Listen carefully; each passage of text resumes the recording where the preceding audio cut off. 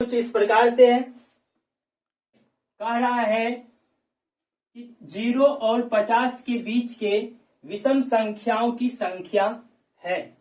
तो देखिए दोस्तों, इस प्रकार से आप लोग को प्रश्न आएगा और रहेगा कि कह रहा है कि यहाँ पे जैसे कि 0 और 50 के बीच 0 और 50 के बीच के विषम संख्याओं की संख्या है। क्या पूछा दोस्तों? विषम संख्याओं की संख्या है। कहां से? तो 0 से, कहां से? 0 से और कहां तक? 50, 0 और 50 के बीच में। तो देखिए दोस्तों, इसके लिए करना क्या है? 0 और 50 से कह रहा है, करना कुछ भी नहीं है, इसको मात्र एकदम ध्यान से समझिए और एकदम छोटा छोटा ट्रिक के माध्यम से हम सब सवाल को यूं बताएंगे आप लोग को। तो देखिए 0 और 50 के बीच की कहा है, तो यहाँ पे 0 और 50 के बीच की संख्या, यानी कि 0 और 50 से कहा तो 0 और 50 तक में काय को संख्या, तो यहाँ पे 50 आप कर दीजिए और 50 में 2 से भाग कीजिए, 50 का आधा कर दीजिए। काय की 0 और 50 के बीच जो भी संख्या आएगा, एक सम आएगा, एक क्या आएगा? विषम आएगा। तो इसलिए आधा तो सम होगा, आधा क्या होगा? विषम होगा। तो इसका आधा कर दीजिए। यहाँ पे कितना आ गया? 25 आ गया। कितना आ गया? 25 आ गया। तो ऑप्शन नंबर आपका क्या हो गया? बी सही हो गया। ऑप्शन नंबर क्या सही हो गया? बी सही हो गया। अब देखिए दूसरा प्रश्न है, कहता है कि 5, 15 और 20 के लौसो और मौसो का अनुपात है। देखिए दोस्तों, पढ़ना है प्रश्न को अच्छा से, ऐसा नहीं कि आए मार दिए।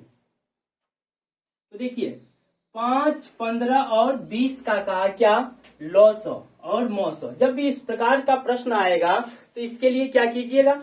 तो आप 5, 15 और 20 का क्या निकालिए? अभाज्य गुणनखंड निकालिए। तो अभाज्य गुणनखंड क्या हो जाएगा? 5 का क्या आ जाएगा? आप लोग जानते हैं अभाज्य गुणनखंड निकालने के लिए। तो 5 का क्या आ जाएगा? 5 गुना 1 आ जाएगा। उसके बाद 15 का क्या हो जाएगा? 3 गुना 5 गुना 1। फिर 20 का क्या हो जाएगा? 2 गुना 5 गुना 1। इस प्रकार से आएगा। तो जो सब में आता है उसको क्या कहते हैं? HCF कहते हैं। तो देखिए कि इसमें क्या आया? 5 आया, इसमें भी 5 आया और इसमें भी 5 आया। तो ये क्या हो गया? आपका HCF हो गया। HCF कितना हो गया आपका? 5 हो गया। अब उसके बाद देखिए कि इसका लॉसो क्या हो जाएगा? तो जो सब में आया उसके बदले तो आप 1 लीजिए लॉसो में, LCM में, यानी कि एगो 5 आया। अब देखिए कि ये 3 दोनों में है, तीनों में है? नहीं है। 2 गो में है? नहीं है। तो इस 3 को 1 लिख लिए। अब यहाँ पे 2 गो 2 है तो 2 गो 2 यहाँ पे लिख दीजिए। तो क्या हो गया? 5 तिया 15, अब 15 दूना 30, 30 दूना कितना हो गया? 60 हो गया। अब यहाँ पे ये कितना हो गया? लॉस इसका 60 हो गया और HCF कितना हो गया? 5 हो गया। तो यहाँ पे क्या कहा? लॉसो और मोसो का अनुपात, यानी कि लॉसो बट्टा मोसो करना है। तो लॉसो कितना हुआ? 60 हुआ। अब बट्टा मोसो कर दीजिए तो कितना हो गया? 12 पंचे 60। ये तो 12 अनुपात कितना हो गया? 1 हो गया। अब 12 अनुपात 1 कहाँ दिखने को आपको मिला? ऑप्शन नंबर बी में, डी में। तो ऑप्शन नंबर डी क्या हो गया? सही हो गया। अब देखिए यहाँ पे कहता है कि दो संख्याओं कितना? A और 18 का लॉसो दिया हुआ है कितना? 36 और मौसो इसका दिया हुआ है 2। तो इसमें कहता है कि A का मान क्या होगा? तो क्या प्रश्न है? अच्छा से पढ़िए कि दो संख्याओं A और 18 का लॉसो कितना है? 36 है और मौसो 2 है। तो इसमें A का मान पूछता है। तो क्या दे रखा है आपको? 2 गो संख्या, यानी कि आप जानते हैं कि दो संख्याओं का गुणनफल बराबर उन दोनों संख्याओं का क्या होता है? HCF गुना LCM होता है। तो एक संख्या A और दूसरी संख्या क्या हो गया? 18 हो गया। और बराबर में आपको क्या करना है? LCM गुना HCF, यानी कि 36 गुना कितना कर दीजिए? 2 कर दीजिए। अब यहाँ पे इसको काटिएगा तो क्या हो जाएगा? 18 दूना 36, यानी कि A बराबर कितना हो गया? 4 हो गया। A का मान कितना हो गया? 4 हो गया। तो ऑप्शन नंबर सी सही हो गया।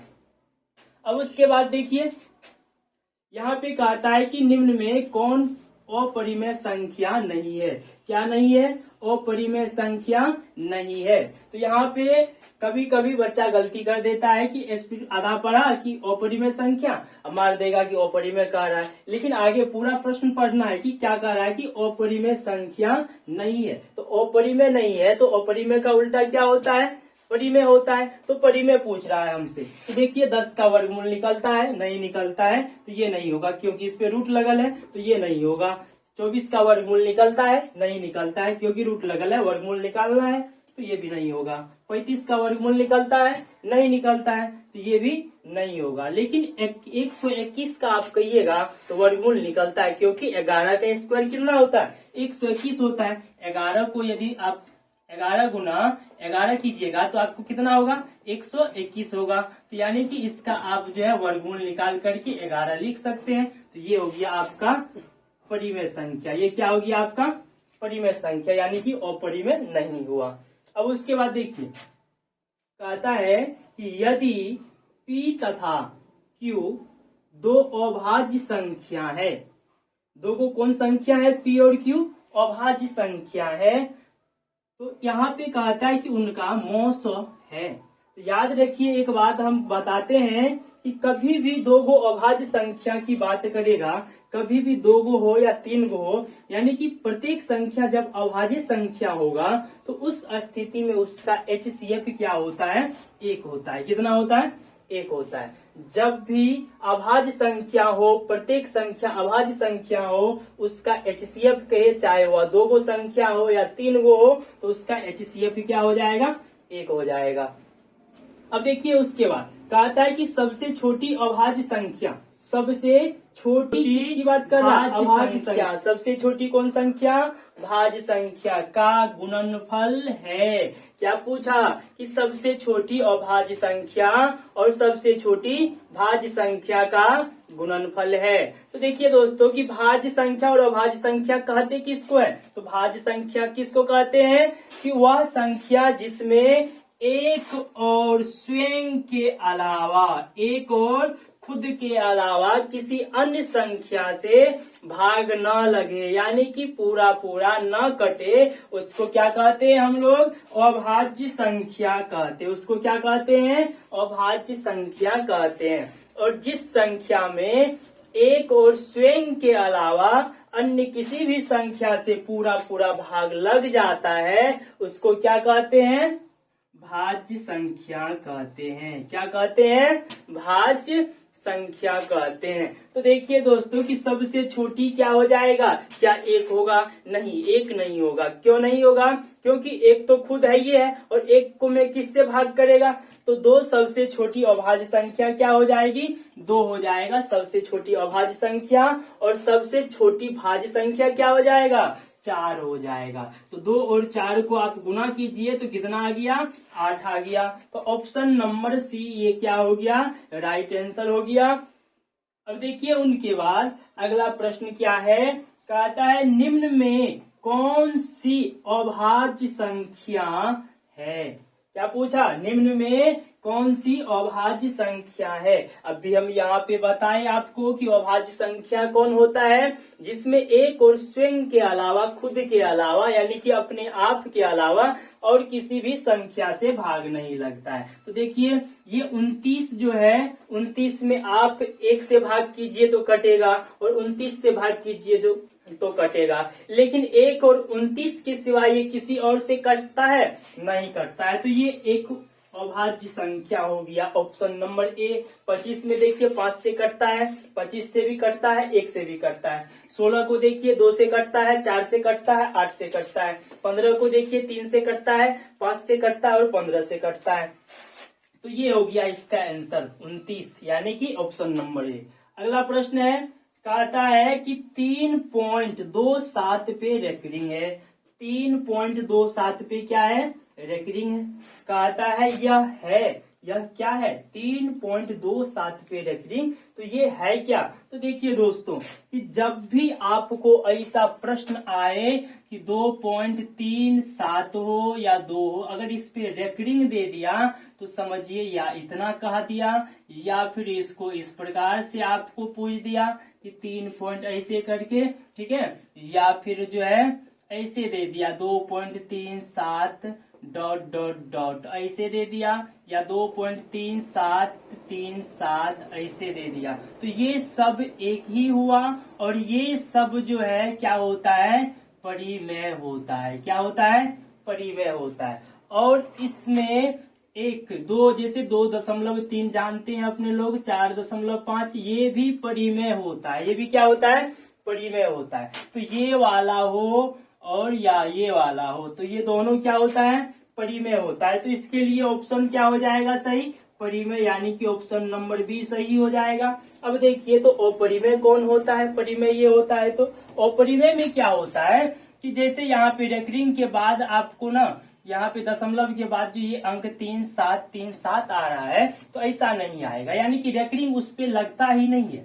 ये रेकरिंग लगता ही नहीं है किस पे, अपरिमेय में। तो उसमें होता क्या है, जैसे 3-7 दिया तो फिर इसके बाद आपको दे देगा 3-3-7, फिर दे देगा 3-3-3-7 ऐसे करके, यानी कि मान आएगा, संख्या आएगी वही, लेकिन उसका अंक जो है, उसके अंक में वृद्धि होते रहेगा, किसी न किसी अंक में वृद्धि होते रहेगा। जैसे यहाँ 1 गो 3 आया, उसके बाद 2 गो 3 आ गया, उसके बाद 3 गो 3 आ गया, इसके बाद 4 गो आ जाएगा, उसके बाद 5 गो आ जाएगा, इस प्रकार से ये बढ़ते रहेगा। तो इस प्रकार का जो संख्या होगा उसको हम क्या कहेंगे, अपरिमेय संख्या कहेंगे। क्या कहेंगे, अपरिमेय संख्या कहेंगे। तो देखिए अगला प्रश्न है 9 नंबर का, 8 का हो गया, 9 में देखिए कहता है किसी पूर्णांक m के लिए, किसी पूर्णांक किसके लिए, m के लिए सम संख्या का रूप है। यानी कि कहता है कि आप किसी पूर्णांक m के लिए सम संख्या का रूप है, यहाँ पे इसको ऑप्शन से बनाना है। किससे बनाना है, ऑप्शन से बनाना है। देखिए यदि किसी पूर्णांक m का बात का है तो आप पूर्णांक संख्या कोई भी रख सकते हैं, चाहे 2 रखिए, 1 रखिए, 5 रखिए, 7 रखिए, 3 रखिए, जो भी रखना है रख सकते हैं। तो देखिए यहाँ पे यदि हम 2 रखते हैं तो 2 जोड़ 2 कितना हो गया। यदि यहाँ पे हम 2 रख देते हैं, यहाँ पे क्या बताते हैं, देखिए यदि हम यहाँ पे इसको m+2 है, 2 रखिए m का मान यहाँ पे, तो क्या आ गया, 2 जोड़ 2 4 आ गया, एक सम संख्या हो गया। यदि आप 3 रखते हैं तो क्या आता है, 3+2 यानी कि 5 आता है। तो क्या 5 एक सम संख्या है, नहीं है। तो ये ऑप्शन नंबर ए गलत हो गया। अब बी में आ जाइए, 2m+1 है, बी में क्या कहा, 2m+1 कहा। तो 2m+1 कहा, तो देखिए कि 2m+1 कहा, तो यहाँ पे 2 रखिए, m का मान 2 +1 तो 2 दूना 4 1 5, क्या सम संख्या हुआ, नहीं हुआ। तो ऑप्शन नंबर बी भी गलत हो गया। सी में आ जाइए, 2m है, सी में क्या लिखल है, 2m। अब देखिए 2m है यहाँ पे, तो m का मान आप एक बार 2 रख लीजिए, कितना आ गया, 4। सम संख्या रखे तो भी 4 आया। यदि आप विषम संख्या रखते हैं तो भी कितना आता है, 3 दूना 6। तो ऑप्शन नंबर सी क्या हो गया, सही हो गया, यानी कि राइट आंसर क्या हो गया, 2m, ऑप्शन नंबर सी। अब आ जाइए लास्ट सवाल आज का आप लोगों के लिए, ये है क्या लिखा कि 4 -√3 है, 4 -√3 है। पूर्णांक संख्या, परिमेय संख्या, प्राकृतिक संख्या और अपरिमेय संख्या। तो देखिए यहाँ पे आप इस 4 माइनस को छोड़ दीजिए, इसको छोड़ दीजिए, बस इसको देखिए कि √3 क्या है। तो √3 आप लोग को मालूम होना है चाहिए कि किसी भी संख्या पर यदि रूट होता है तो उसका वर्गमूल निकालने पर यदि वह पूरा वर्गमूल निकल जाता है तो वह परिमेय होता है, और नहीं निकलता है तो अपरिमेय होता है। तो क्या 3 किसी संख्या का वर्ग है, नहीं है, तो इसका वर्गमूल भी नहीं निकलेगा। तो 3 का वर्गमूल नहीं निकलेगा, तो 3 एक अपरिमेय संख्या है, और अपरिमेय संख्या यदि 3 है तो हम बताते हैं, कुछ याद रखिएगा कि यदि अपरिमेय संख्या के साथ परिमेय संख्या को आप जोड़ दीजिए या गुना कर दीजिए या भागा कर दीजिए या फिर घटा दीजिए, तो वह परिणाम सदैव अपरिमेय ही होगा। क्या होगा? अपरिमेय ही होगा। तो यहाँ पे 4 परिमेय संख्या, इसके साथ √3 अपरिमेय संख्या माइनस हो रहा है, तो भी क्या होगा? अपरिमेय ही होगा।